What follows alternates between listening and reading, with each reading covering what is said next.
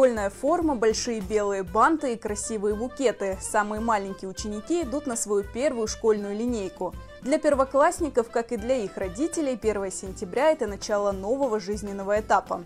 В этом году 42-я школа крымской столицы, расположенная в Каменке, открыла свои двери для 210 первоклассников.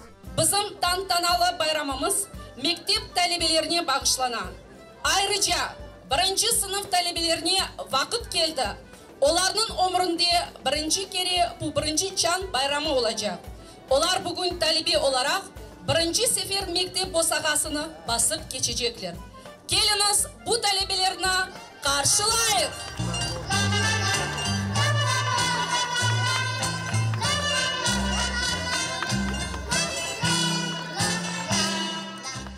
Мен мында гренеджием, çok şey bileceğim. Məktəbdə pek çok dostlarım var. Mən yaxşı olmağa və tərbiyəli olmağa tırışarım. Я сегодня пришла в школу первый день, мне здесь все нравится. Я сегодня увидел много людей и очень много цветов красивых. Ты готов к школе? Да. Я готов в школе и готов учиться. Я долго готовилась к этой школе.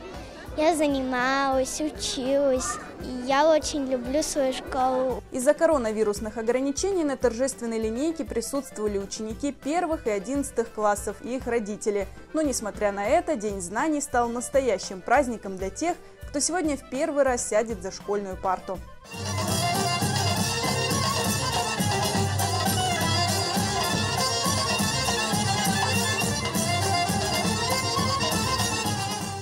Azlarımız talebe, hepimizde elbette bizni herkes alkışlar, gül дистелер bağışlar.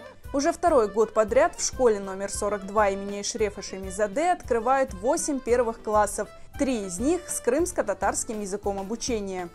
Bizim milli mektebimiz bizga yardım eder. O'g'retir, biz bilmagani o'g'retir.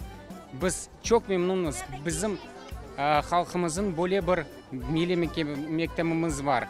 У нас есть возможность отдавать ребенка в свою национальную школу, национальный класс. Балаларымыз өз ана тілini білсін, үрф-әдеттерімізін ұмытмасынlar.